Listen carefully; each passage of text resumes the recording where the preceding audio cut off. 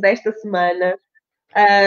Eu quero dar as boas-vindas a todos, espero que estejam todos bem, de boa saúde e que as vossas famílias também estejam bem, que apesar desta situação complicada que estamos a viver, que estejamos com boa saúde, protegidos e a fazer a nossa parte. Hoje eu estou mesmo à vontade, portanto eu posso estar, porque vou ter aqui comigo uma grande amiga e uma pessoa que é super fixe e super incrível, e por isso vai ser uma conversa de certeza agradável que vocês vão. E eu vou já apresentar e peço-vos que, se nos estiverem a ouvir, digam olá. Se estiverem a assistir a isto, digam olá nos comentários para nós sabermos quem são. Se quiserem dizer de onde é que são, nós também achamos engraçado saber quem é que nos está a ouvir e de onde. E claro, deem feedback sobre o som. Nós achamos que vai haver aqui alguma dificuldade, porque achamos que da experiência que temos tido, o facto das pessoas estarem a utilizar bastante a internet em determinados períodos do dia pode afetar esta ligação, pronto, e o facto da Assunção também estar em Coimbra e eu estou no Porto, em Matosinhos, e portanto se calhar a distância também não ajuda, portanto vamos conversando, e se vocês tiverem alguma dificuldade em perceber alguma coisa, por favor, deem feedback. Então, vou pedir uma salva de palmas virtual para a minha queridíssima amiga Assunção Matos. Olá. Olá. Olá, Paula. Olá a todos. Obrigada por este convite. Obrigada por este convite. É com muito gosto que estou aqui contigo hoje e com todos. E espero, tal como tu já disseste, que todas as pessoas estejam bem, que estejam em casa e que aproveitem este bocadinho para conversar connosco. Certo, é verdade. Boa tarde, Sílvia. Boa tarde, Verónica. Estão todos a dizer olá. Por favor, digam olá. Partilhem o link do vídeo para mais pessoas aproveitarem esta conversa. Eu também vou ver se consigo fazer isto enquanto estou aqui na conversa. E por isso queria começar por pedir à Assunção que ela é a minha parceira no crime, como eu costumo dizer. Não, como a tua mãe disse, é a culpada disso tudo. Eu gostava que tu te apresentasses quem é a Assunção, como pessoa também, e como especialista na área da afasia. Eu sei que tu estás sempre a dizer que os especialistas são as pessoas que eu fazia, e é verdade. Era isso que eu ia dizer já. Era assim que eu ia começar. Mas apresenta-te, vá. Ok, então o meu nome é Assunção, sou terapeuta da fala. A nível pessoal, moro em Coimbra, sou mãe, muito orgulhosamente, de um rapaz de 17 anos, e sou terapeuta da fala, como estava a dizer, já há alguns anos, e desde 2016 deixei a minha prática clínica. Eu trabalhei nos hospitais da Universidade de Coimbra durante 26 anos. Mas simultaneamente dava aulas, e em setembro de 2016 lançaram o desafio de ir para a Universidade de Aveiro a 100%, e portanto é na Universidade de Aveiro que eu estou neste momento como docente das perturbações da comunicação e da deglutição, perturbações adquiridas no adulto. Por isso é que... E uma coisa ao meu filho, a ver se ele se porta bem. Está bem.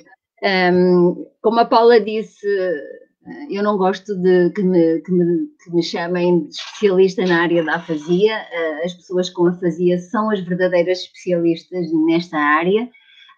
Contudo, tenho-me dedicado um pouco a estudar estas questões, desde há uns anos a esta parte, e por isso é que a Paula tem a mania de dizer estas coisas. Portanto, eu não sou uma perita na área da afasia, eu tenho lido e tenho estudado algumas coisas sobre a afasia. Não sei o que é que queres que eu diga mais, Paula, não faço ideia. Como é que tens vivido agora estes dias? Como é que tu consegues manter a tua vida com esta confusão toda que... Olha, eu já tinha alguma flexibilidade no meu horário e, portanto, estava habituada a trabalhar alguns dias a partir de casa. Neste momento, trabalho todos os dias a partir de casa, utilizando estas tecnologias. Estamos a adaptar-nos a dar aulas online. Há plataformas para isso. Os meus alunos, felizmente, todos têm internet em casa e têm a possibilidade de se ligar para termos as aulas online. Às vezes dou aulas online, outras vezes gravo as aulas e ponho e disponibilizo para eles ouvirem. Tem sido uma adaptação constante. Tenho a sorte, sou uma privilegiada, porque estou em casa com o meu marido e com o meu filho. O meu marido também é professor, ainda que do secundário, e, portanto, estamos os três no isolamento que é pedido, longe da família, que é o que nos custa mais, não é? Longe dos nossos pais e dos meus sogros e de todos aqueles de quem eu gosto.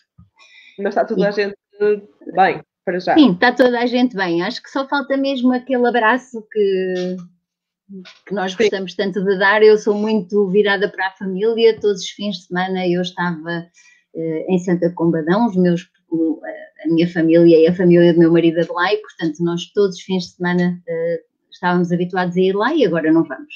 Pronto, isso custa-nos imenso, obviamente. Falamos todos os dias, várias vezes ao dia. Tentamos usar as tecnologias para diminuir um bocadinho este isolamento social, mas não é a mesma coisa, obviamente. Claro, eu também sinto o mesmo. Eu tenho estado sozinha em casa com o meu filhote, não é? E para quem estava habituado a fazer uma série de coisas durante o dia, enquanto ele estava na escola, e depois ia às vezes um bocadinho aos avós, e eu tinha essa liberdade para ir fazendo a minha vida, agora estou aqui com ele, que é ótimo, é giro, é maravilhoso, mas faz-me sentir uma mãe horrível quando tenho que estar aqui.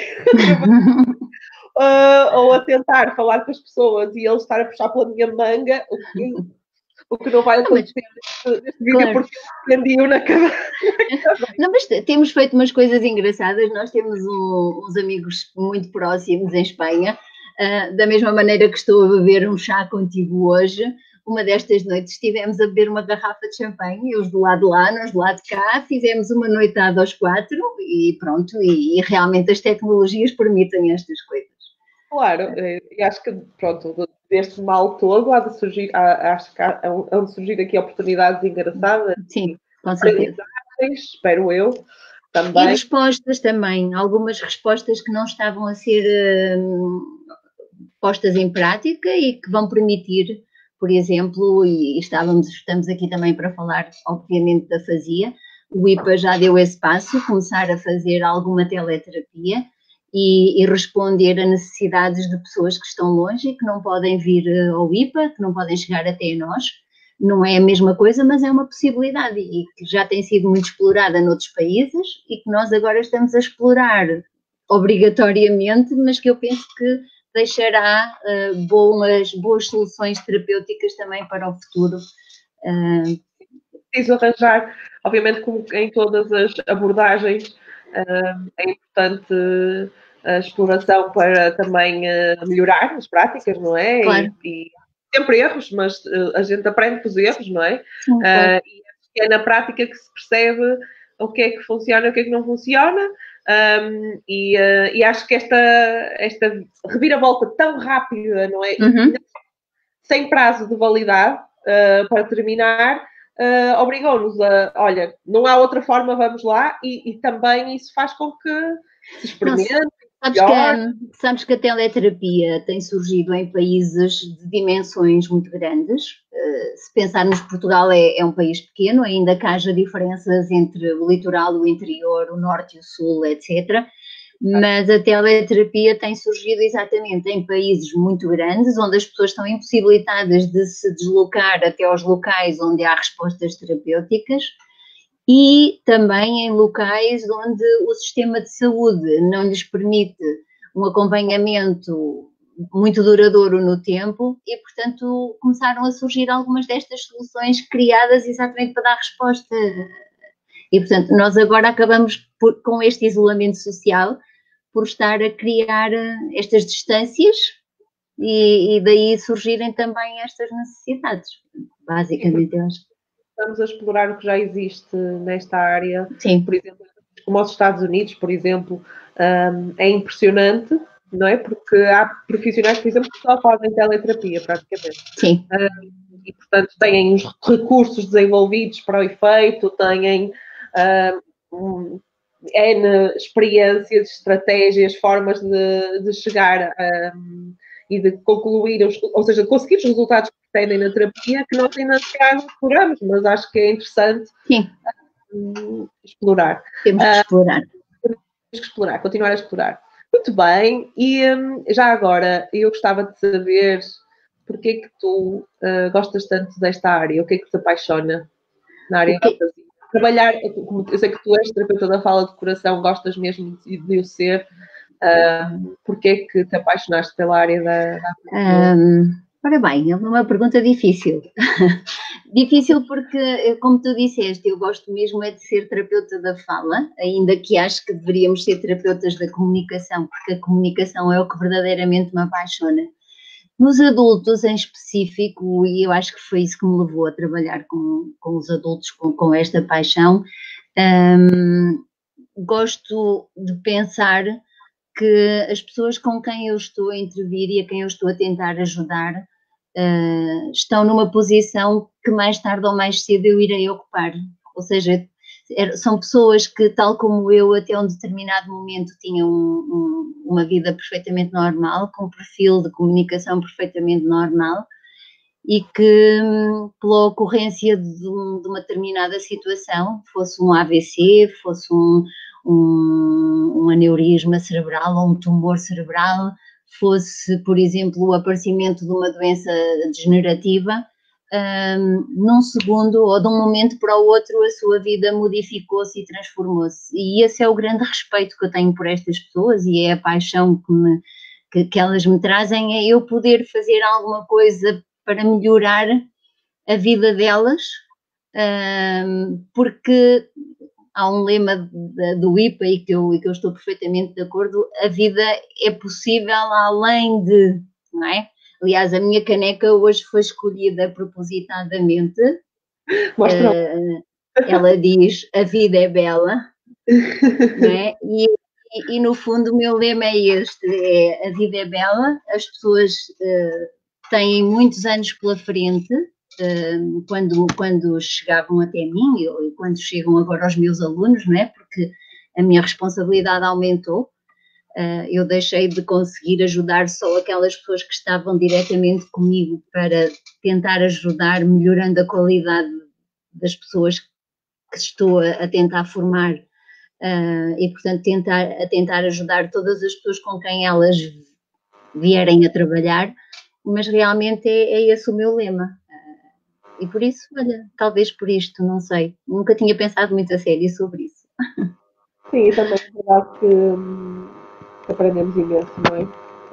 Aprendemos em qualquer área, não é? Porque... Sim, mas tive muitas lições de vida, há muitas pessoas com muita força, há muitas pessoas que vão buscar, às vezes não se sabe bem onde, uma força incrível e que nos dão ensinamentos muito grandes. Sim. Aliás, essa é a parte que eu neste momento sinto falta. É mesmo isso. Mas lá está, nunca se deixa de, sobretudo por estar super ligada ao IPA e àquilo que nós estamos a fazer e tens participado ativamente em várias ações. Claro que não é com a frequência que tu tinhas no hospital, não é? Que era sempre... Diariamente. Já agora, quais eram os grandes desafios que tu encontravas no contexto hospitalar? Tu trabalhaste 26 anos no hospital. 6 anos, não é? Sim. Propriamente 26 meses, é 26 anos num contexto de reabilitação, no Serviço de Medicina Física de Reabilitação, certo? Sim, certo. Para o hospital todo, quantos terapeutas é que vocês eram? A dar apoio a adultos com perturbações adquiridas éramos 2. Pois. Éramos dois, e não era de todo suficiente, e muito menos com o tipo de organização que existe normalmente nos hospitais. Portanto, estavas a dizer, e bem, eu estava integrada num serviço de medicina física e reabilitação, o que significa que na maior parte das vezes não tinham acesso muito facilitado às outras enfermarias e, portanto, aos outros serviços, que era exatamente onde estavam as pessoas que precisavam de mim.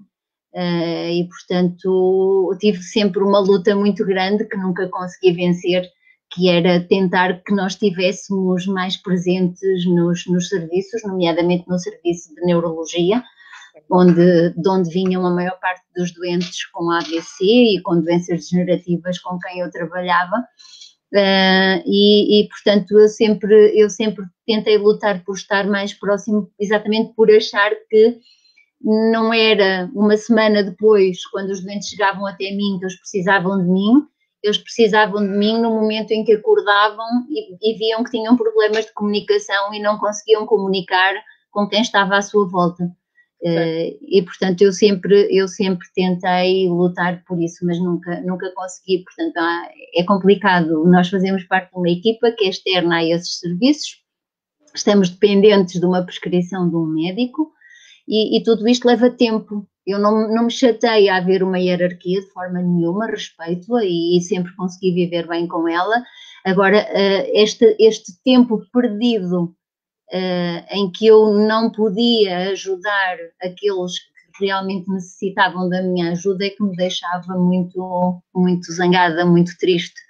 Sim, até porque as pessoas que acabaram de ter um AVC ou outra lesão e que têm uma afasia, as dificuldades de comunicação podem ser na compreensão e muitas vezes os profissionais, ao darem a informação, não é, à cabeceira do doente que aconteceu isto e aquilo, nem sempre adequam a forma como comunicam, não é? Não têm os recursos que poderiam ter se o terapeuta da fala estivesse ali a desenvolver esses recursos, a treinar os profissionais, a dar dicas por aí fora, não é? E acabam muitas vezes sem querer ou excluir o paciente, a pessoa das decisões iniciais, claro. Ou aumentar até a ansiedade, as dúvidas, no fundo... Sim, sem dúvida. E há vários estudos que falam disso mesmo e que apontam para muitos erros médicos e para o não cumprimento das indicações que são dadas, quer durante o internamento, quer mesmo depois quando vão para casa, exatamente porque há esta falta de comunicação. E depois também há outra questão que é, cada vez mais os internamentos são mais curtos, as pessoas estão pouco tempo nos serviços e, portanto, a maior parte das pessoas, quando saem dos hospitais e quando são encaminhadas ou para casa ou para uma unidade de cuidados continuados ou outro local qualquer, não estão minimamente preparadas nem apetrechadas para poder comunicar da forma mais eficaz. E não é só questão de ser de uma forma eficaz, vamos ver uma coisa, tenho a certeza que estás de acordo comigo, se eu estou num hospital e tenho várias possibilidades de tratamento, eu gostaria de ter uma participação ativa em tudo isto. E, portanto, o que acontece muito facilmente nestes serviços é que a pessoa deixa de ser considerada como tal, né? E toda a gente decide por ela. Sim. Não é? Quando, à partida, se estas pessoas estivessem apetrechadas e se os profissionais de saúde soubessem como facilitar um processo de comunicação, era perfeitamente possível ouvir a sua opinião e estas pessoas terem voz para dizerem eu quero isto ou eu quero aquilo, não é? Eu acho que isso vai ser um problema cada vez maior, atendendo a que, pronto, a população é cada vez mais letrada, não é? E as pessoas cada vez mais têm acesso à informação e querem saber. Portanto, se calhar no futuro pode ser que haja mais pressão para que os profissionais, enfim... Sim, assim esperemos, sabes? E eu acho que há uma coisa, Paula, muitas vezes os profissionais de saúde entendem a utilização destas estratégias como uma perda de tempo. Não têm tempo. Eles dizem muitas vezes, nós somos poucos, não temos tempo. Escusa de vir com essa conversa porque eu não tenho tempo. Mas o que é certo é que depois, nas consequências que daqui advêm, perde-se muito mais tempo. Porque se a pessoa não tomar a medicação certa, ou não tomar a medicação da forma adequada, certo, rapidamente é reinternada porque há alguma coisa que do ponto de vista de saúde pode ocorrer erradamente, não é? E, portanto, ou noutras situações, pode haver realmente um prolongamento nos dias de internamento, e isso implica muito dinheiro, ou pode haver consequências como a depressão ou outras que depois implicam outros recursos que, em termos de tempo e dinheiro, serão na mesma dispendiosos, não é? Portanto, é uma questão mesmo de sensibilidade para as coisas e de reconhecimento de que a pessoa que está connosco tem competências e que nós podemos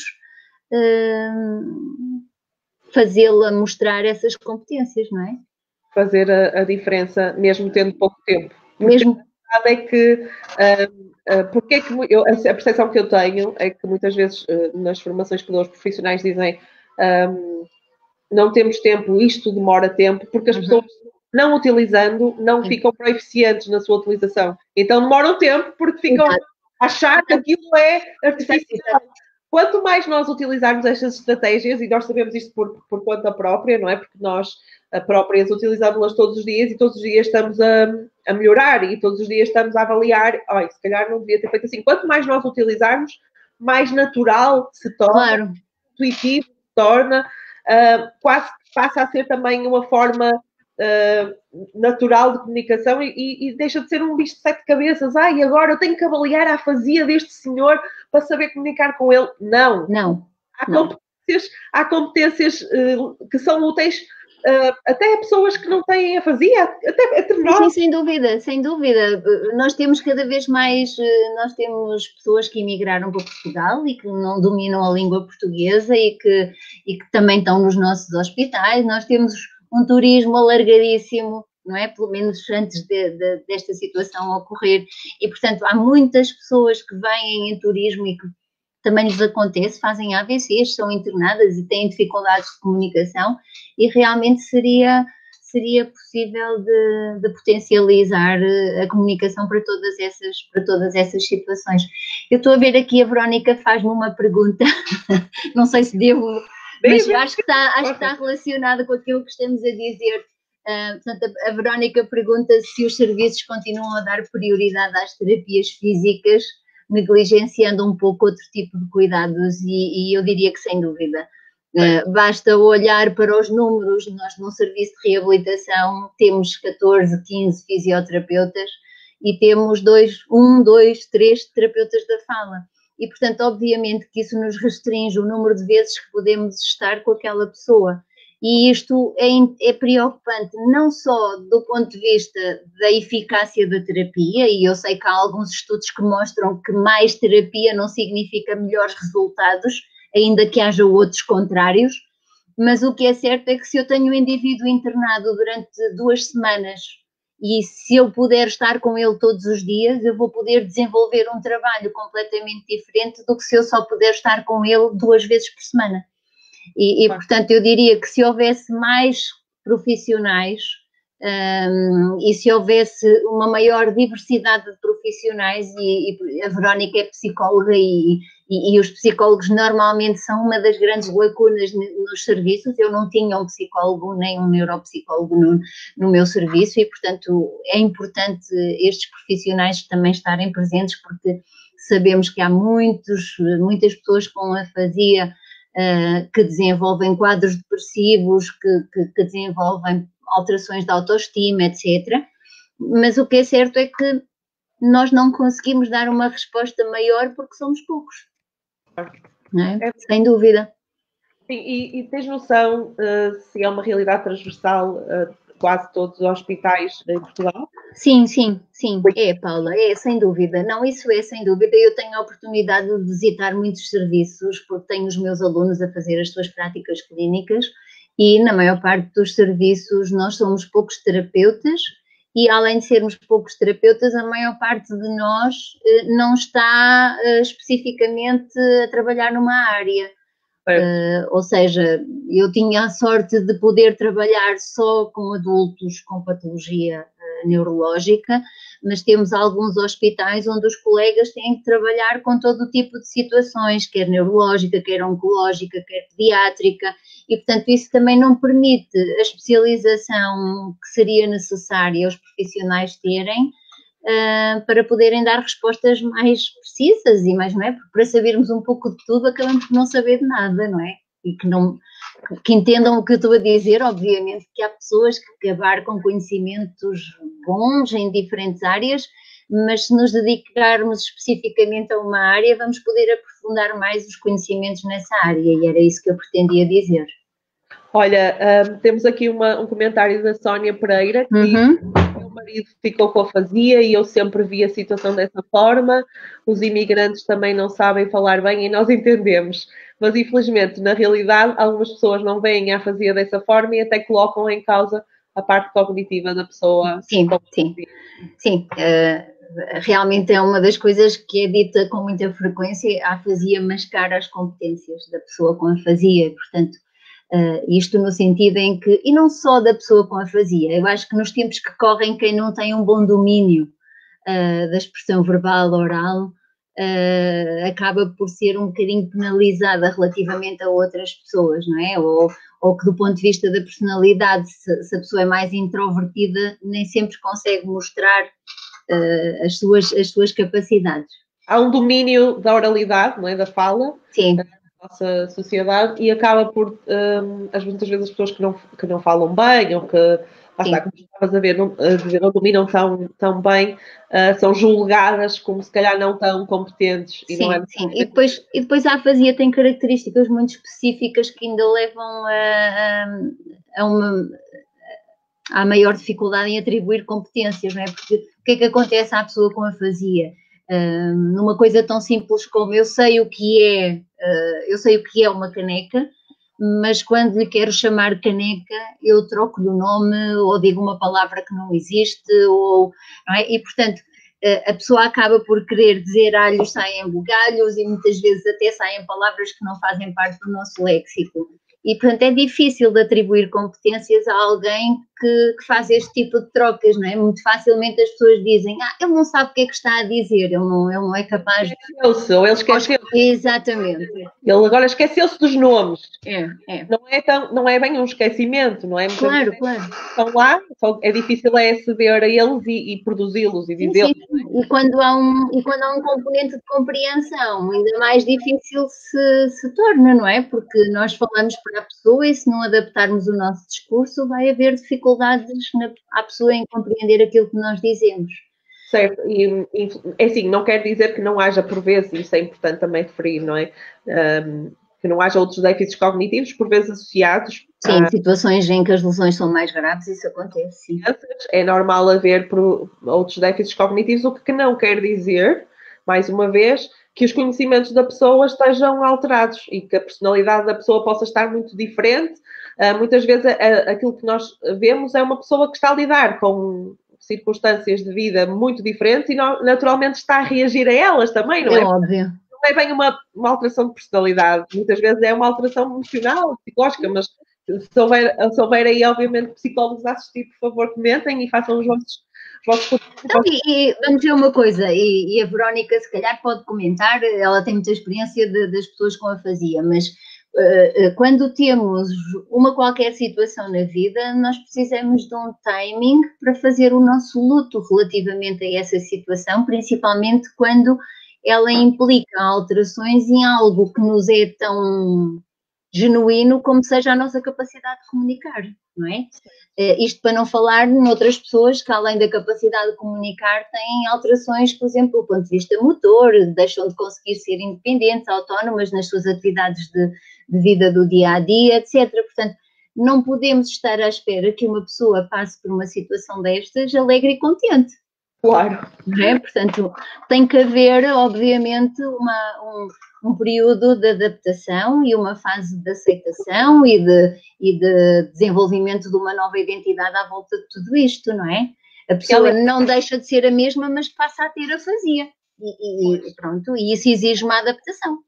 Sim, isso, e a fazia traz consequências a vários níveis, não é? Aliás, eu até tinha uma das coisas que eu gostava de falar contigo hoje, tem a ver exatamente com o alargamento que nos últimos anos tem vindo a perceber daquilo que é o conceito da fazia, enquanto que o conceito inicial é um conceito muito clínico, não é? Relacionado com déficits na fala, na compreensão, na leitura, na escrita. Agora, esse conceito está muito mais alargado. Fala-nos um bocadinho sobre isso, porque eu acho que tem a ver também com isto, não é? Ou seja, com este comentário que a Sónia fez sobre as pessoas não verem a afasia apenas como um déficit na fala, não é? Sim, claro. Oh, Paula, eu não tive a oportunidade de assistir aos outros chá da 5, lamentavelmente, mas tenho a certeza que quando vieram pessoas com afasia falar das suas experiências, não falaram só, passo a expressão, dos seus déficits de linguagem.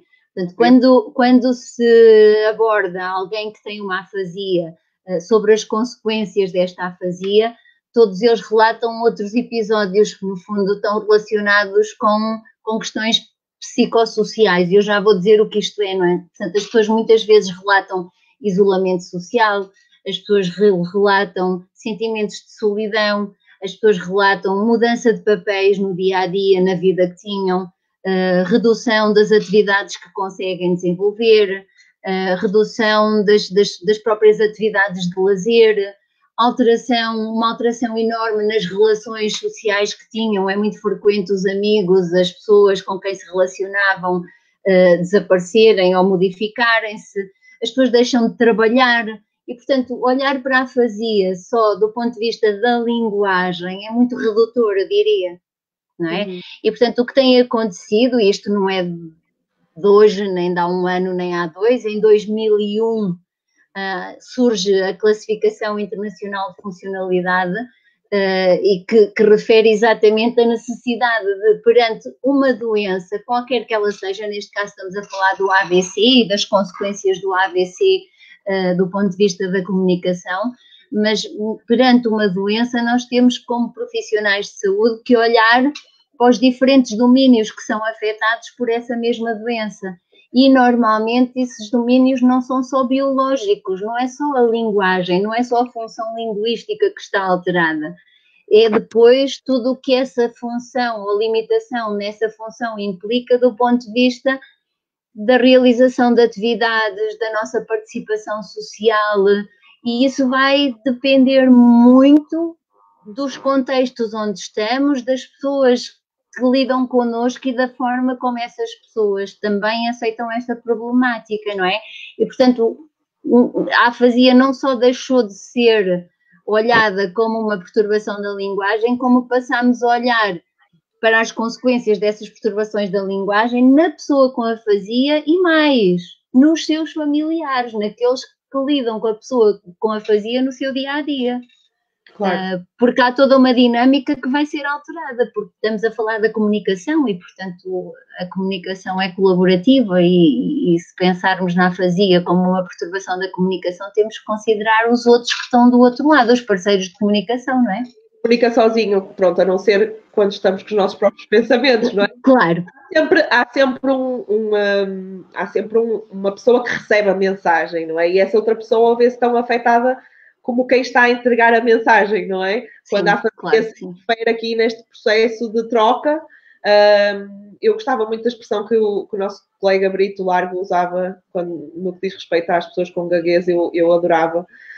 Que ele dizia que quando nós conversávamos com alguém que tinha gaguez, o gago, a pessoa que tem a gaguez, não é? Gagueja na fala e os outros gaguejam na atitude. E eu achava aquilo brilhante. Nós ficávamos tipo, e agora responde, não falo, digo, não sei se falo. E é um bocado isso, não é? Ou seja, afeta ambas as partes e, portanto, sim. Ambas as partes deveriam ser, devem ser, não é? Já não é deveriam, é devem ser trabalhadas, atendidas no processo de reabilitação, não achas?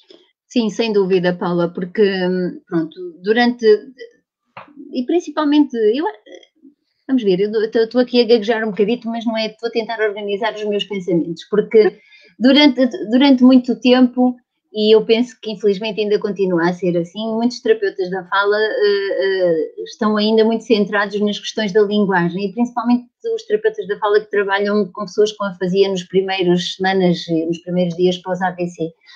E eu diria que, com base no que estamos aqui a dizer, cada vez mais o nosso objetivo tem que ser não melhorar a condição linguística, tudo bem, essa é importante e obviamente que ela pode ser melhorada também da forma como nós estamos a falar, mas sim aumentar a participação daquela pessoa na sua vida comunicativa. E eu posso estar a trabalhar com um objetivo mais alargado em mente e ter resultados do ponto de vista linguístico. É uma questão de perspectivar e de modificar a forma como fazemos as coisas. E depois, voltando às questões da comunicação, eu simultaneamente tenho que envolver, eu tenho que treinar, eu tenho que ensinar os parceiros de comunicação a saberem como facilitar este processo, porque, pronto, se tivermos uma balança, a balança é a comunicação, a pessoa com afasia vai nitidamente estar num nível desfavorável, porque não vai ter todas as ferramentas que lhe permitam comunicar como comunicava antes. Então nós vamos ter que proporcionar um peso maior no prato do lado, ou seja, ensinar estratégias aos parceiros de comunicação que lhe permitam facilitar este processo. E se eles não forem envolvidos diretamente, eles não vão saber como fazer. E, portanto, para mim, mesmo no hospital, e eu não sou melhor do que ninguém, mas tem a ver com a minha perspectiva, que tu conheces desde sempre, era essencial que os familiares, que os amigos, que as pessoas que quisessem e pudessem vir à terapia estivessem comigo em todo este processo. Contexto clínico, como era o teu caso, sobretudo de atendimento em fase aguda, não é? Uhum. Mas tinhas pessoas que vinham fazer também tratamento ambulatório ao longo do processo de recuperação, portanto apanhavas também muitas situações sim, sim, era mais fácil trabalhar com as pessoas que vinham de ambulatório, em sistema de ambulatório, do que propriamente com as pessoas que estavam no internamento. Porque eu não estava nos serviços de internamento e porque muitas vezes a atitude era a tal atitude do eu não tenho tempo. E portanto eu acho que ainda há muito a fazer nesse sentido, porque existe muita falta de informação sobre a afasia por parte dos médicos e outras especialidades. Sim, sem dúvida. E há muitos estudos que abordam isso e que chegaram exatamente a essa conclusão. E era perfeitamente possível mudar isto. Eu acho que nós estamos no local errado. Eu acho que os terapeutas da fala deviam estar integrados nos serviços de neurologia, nos serviços onde estas coisas acontecem. Não estou a pôr de parte o facto de podermos trabalhar ou não com médicos fisiatras, não é de todo essa a minha questão. Podíamos continuar a trabalhar como uma equipa de reabilitação, mas com um papel muito mais ativo nos serviços de internamento, porque eu acho que aí é que nós conseguíamos fazer a diferença, se todos estivessem apetrechados com estas estratégias de que estamos a falar, desde o médico, o enfermeiro, o auxiliar da ação médica, podermos acompanhar os familiares, os amigos, as pessoas que vêm visitar a pessoa desde o primeiro momento. Desenvolver recursos para os próprios profissionais que estão, terem recursos para utilizar e dar suporte à comunicação, específicos para aquelas situações. Sim, Paula, sem dúvida, e tu sabes perfeitamente que isso faz parte das guidelines a nível internacional. E que nós, nesse aspecto, estamos a muitos anos de luz. Nós vamos partilhar as guidelines aqui no link e num comentário para quem quiser ver, está bem? Eu acho que vale mesmo a pena a leitura. Existem diferentes guidelines de acordo com os países, como é óbvio, não é? Sim, claro. Existe um estudo que agrupou, com base nas evidências científicas, agrupou uma série de recomendações para os profissionais que trabalham com pessoas que têm afasia, sejam eles quais forem, e vale a pena ver e vale a pena também pensar sobre algumas guidelines específicas de serviços de saúde de certos países, que são incríveis nas especificações que dão relativamente à pessoa com afasia. Por exemplo, nós agora estivemos as duas no Canadá e pudemos ver as recomendações do sistema de saúde. Como é que é que eles... desculpa... as recomendações no tratamento do AVC? No tratamento do doente com AVC, sim. Acho que é assim. E no que concerne à pessoa com afasia, às pessoas que têm sequelas da afasia, as recomendações estão tão precisas relativamente à importância do treino de suporte comunicativo, da estratégia, que nós ficamos a pensar, sim. Ainda estamos tão Paula, sim, sem dúvida, e isso é algo, como eu gostaria de reforçar isso, é algo que deve ser feito desde o primeiro dia, desde o primeiro momento, até porque há uma questão que nós ainda não falámos aqui, e que é a seguinte: na maior parte das situações, a afasia é uma situação crónica, e portanto nós temos que começar, lá está, a fazer todo um trabalho desde o início, de forma a que a pessoa aprenda a viver com a afasia, não é? E, portanto, isto é essencial. Se em vez de se criarem expectativas, se em vez de estarmos sempre à espera da cura milagrosa da situação, se começarmos desde o imediato a trabalhar questões, competências comunicativas, isto será uma mais-valia, mesmo que a afasia melhor e se resolva, não é? Para aquelas pessoas que podem ter essa sorte, não é? E que exato. Sim, é verdade. Estiveram bem, não é? Obviamente que os objetivos vão mudando ao longo dos... Quem tem um AVC num determinado momento ainda está internado, ainda não sabe exatamente o que lhe aconteceu, os objetivos serão uns, os objetivos da pessoa que tem afasia há 2 ou 3 anos, ou há meio ano, ou há 1 ano, serão outros, e nós temos, como terapeutas da fala, que ir ao encontro desses objetivos. Tentar perceber quais são as necessidades da pessoa e da família, e proporcionar-lhe as maiores competências comunicativas para que elas possam ter o nível de atividade que pretendem, não é? E participação e melhorar a sua qualidade de vida. Uma das coisas que me deixa muitas vezes confusa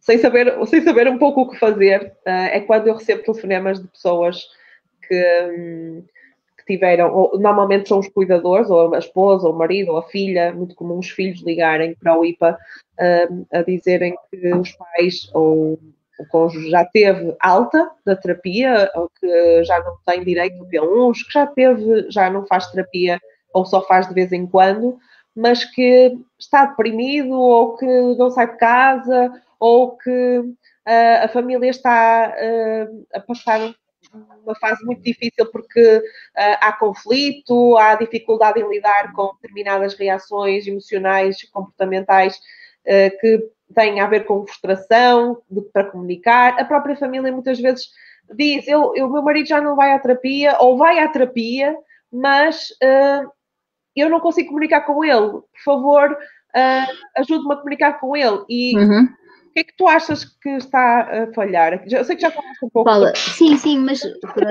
isso leva-nos... Acontecem agora, 2020. Sim, claro. Não, vamos ver.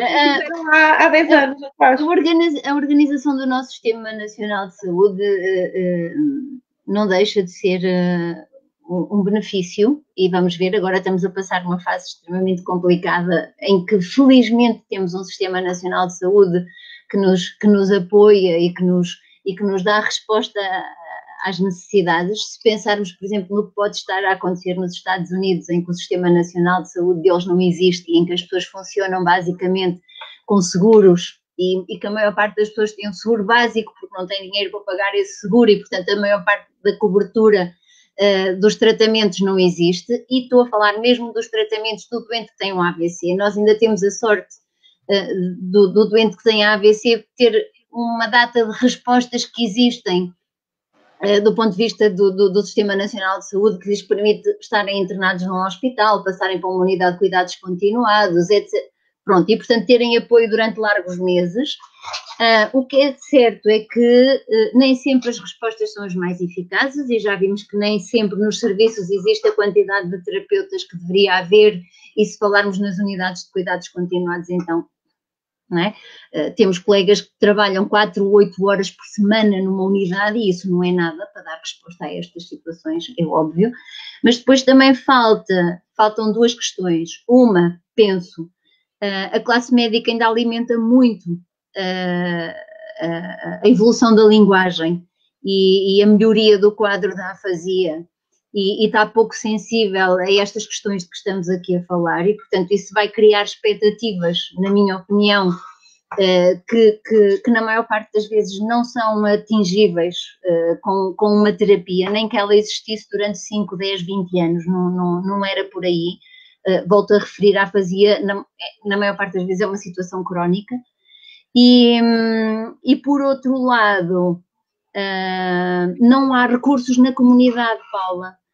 O IPA é uma situação única que existe em Matosinhos e tu sabes perfeitamente da quantidade de pessoas que nos contacta de todo o lado à procura de respostas. Portanto, se houvesse respostas na comunidade, não é, que existem no papel, quando eu dizia há bocadinho, o Sistema Nacional de Saúde, do ponto de vista teórico, está muito bem escrito, se tu se fores ver, está lá tudo, de acordo com a ICF, de acordo com a programação de uma data de equipas de apoio domiciliário, etc. Mas depois essa parte não está ainda a funcionar. E depois não há recursos, a pessoa vai para casa e não tem um grupo de conversação onde se possa integrar, não tem a possibilidade de ter contacto e de partilhar com outras pessoas que vivem na mesma situação. Sim.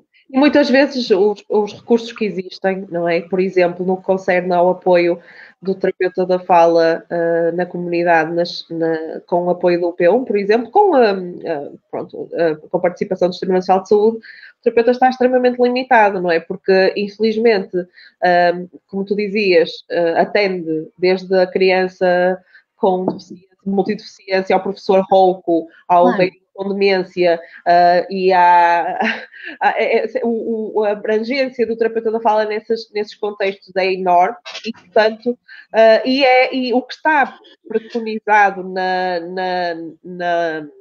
na lei é que as consultas de terapia da fala têm 20 minutos. Sim. Depois há clínicas que acabam por fazer... Não, a questão não é essa. A questão é que os códigos atribuídos à terapia da fala são códigos de 10 minutos. E, portanto, depois, na maior parte, e estamos a falar de clínicas privadas, Paula, não estamos a falar, por exemplo, eu quando dizia que havia falta de recursos, pensa, a maior parte dos centros de saúde não tem terapeutas da fala.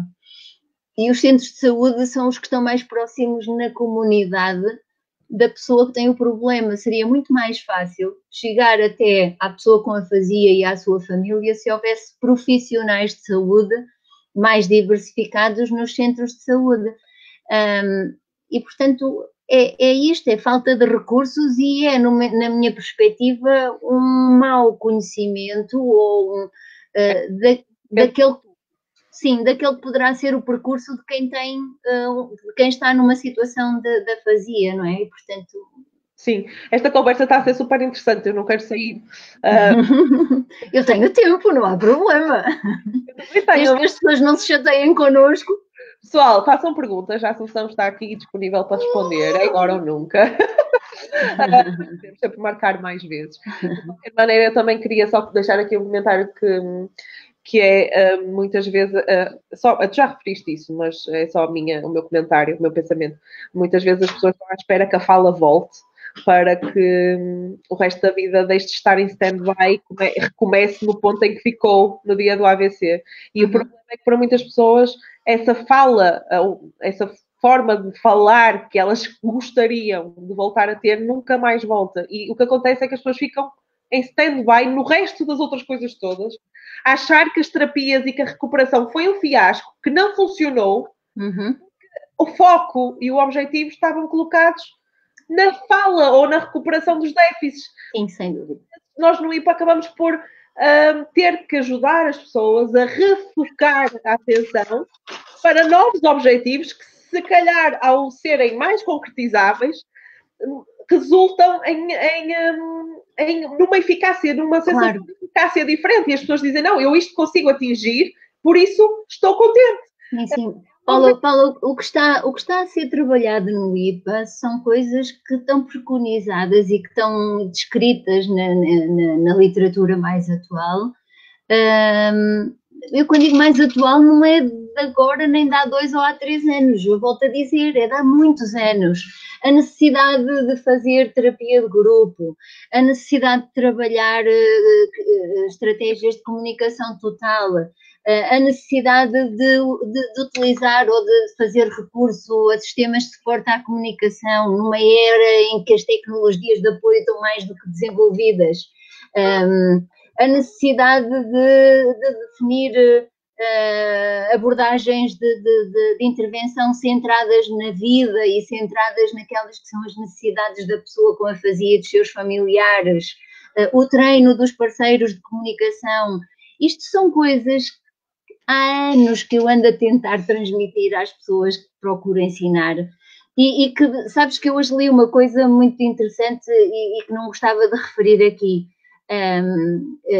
Num livro de 2013, vem referido que trabalhar suportes à comunicação ou não trabalhar é uma questão ética. Ou seja, os profissionais que não o fazem, neste momento, estão a cometer uma ilegalidade ética. Porque está mais do que mostrada a evidência de que é preciso intervir com este tipo de abordagens. E as pessoas muitas vezes estão sentadas comodamente a fazer aquilo que fazem há 20, 25 anos e... Sim, e não só, repara, onde é que está a ética quando nós, eventualmente, fazemos uma terapia focada nos déficits, naqueles 10 minutos a pessoa faz 30 por uma linha, mas depois chega a casa e passa as outras 23 horas por dia sem conseguir comunicar, sem conseguir fazer alguma coisa que precisa com as suas pernas, com os braços. Não é ético. Sim, ouvi, e a questão não é essa, é que, ponto número 1, tu tens melhorias do ponto de vista da linguagem quando trabalhas com este tipo de abordagens. Óbvio, sim. Ponto número 2, para atingir alguns destes objetivos definidos de modo funcional, nós poderemos ter que trabalhar aspectos de linguagem, não é? Vamos imaginar, se aquela pessoa com afasia quer, de uma forma muito explícita, por exemplo, continuar a contar as histórias que contava aos netos antes de ter tido o AVC. Eu, para atingir um objetivo funcional deste género, eu vou ter que melhorar capacidades de leitura. Obviamente que eu também vou ter que trabalhar do ponto de vista compensatório e fazer algumas adaptações para que a pessoa seja capaz, com as capacidades residuais de leitura que tem, de o fazer. Mas eu posso definir este objetivo e trabalhar a leitura. Uma coisa não impede a outra, depende do cunho que eu ponho na definição dos meus objetivos, certo? Só quando a pessoa, e nós sabemos isso por experiência própria, nós próprios, quando estamos envolvidos numa atividade que nós gostamos, que nos motiva, que nos faz sentir bem, nós retemos a informação melhor, nós somos mais fluentes, falamos melhor. É verdade. E, portanto, o nosso cérebro fica, eu costumo dizer, tipo, super mega iluminado. E, portanto, a nossa intervenção, se potenciar a participação das pessoas naquilo que lhes faz bem, naquilo que elas gostam no dia a dia, nas 24 horas do dia, significa que a pessoa está estimulada 24 horas do dia. Sim, e há palavras que saem e há coisas que acontecem que motivam a pessoa e que lhe provocam bem-estar e que fazem com que o gosto pela vida seja muito maior, apesar da afasia. Eu acho que era aquilo que a Mónica ontem dizia, depois tens que ir a ouvir a conversa, que ela dizia, eu gosto muito de estar no IPA, pronto, no caso do IPA, da comunidade de pessoas com quem ela conversa lá, não é porque eu falo mais, eu não sei explicar o que é, mas eu gosto, ou seja, eu acho que tem a ver exatamente por aquilo que eu conheço da Mónica e daquilo que eu conheço do feedback que eles nos vão dando, tem a ver com essa noção de que estão a satisfazer outras necessidades e estão-se a sentir bem com isso e não tem necessariamente que ver com eu fui lá e falei mais de 6 palavras, percebes? Sem dúvida. Necessidades da pessoa. Nós, como pessoas, temos necessidades que vão muito além. Nós não temos essa preocupação de avaliar a linguagem antes e de avaliar a linguagem depois, mas houve estudos em que o fizeram. E houve estudos que mostraram que, apesar de ser feita uma intervenção de base funcional e social, lá está, com todas estas abordagens que temos vindo aqui a referir, que, passado algum tempo de intervenção, também havia alterações nestas provas de linguagem. E, portanto, aquilo que estamos a dizer, e há alguns terapeutas que têm receio de trabalhar com este tipo de abordagens, porque, eu desta maneira não permito que haja uma evolução de linguagem. É mentira, não é assim que as coisas acontecem. Portanto, há um desenvolvimento da linguagem, ainda que esta seja trabalhada de uma forma indireta, não é? Proporcionando, lá está, atividades que vão ao encontro das necessidades e daquilo que a pessoa gosta e quer fazer da sua vida, não é?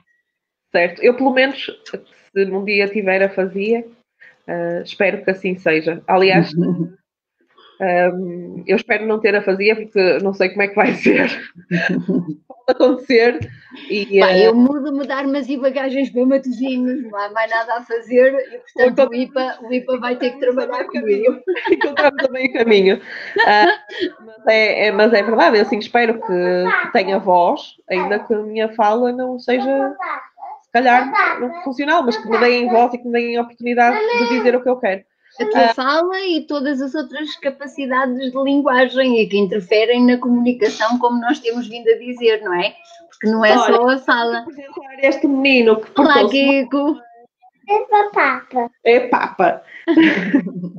Ele portou-se muito bem estes dias, enquanto nós estávamos aqui a conversar, não foi, filhote? Porque deixou que nós conversássemos. Portanto, eu só tenho a agradecer quem está desse lado. Não sei se ficou alguma resposta por dar, Paula, depois temos que ver.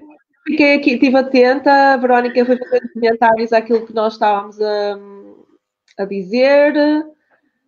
O Melo está a ver. Olá, Melo. Muito bem que esteja a ver. O próximo convidado é o Melo. A Carla também está a ver. E temos aqui pessoas que estão a dizer olá, olá, olá. Pronto, mas se tiverem dúvidas e tiverem perguntas, podem sempre colocar. Sim, mesmo estando offline, nós podemos responder, não é?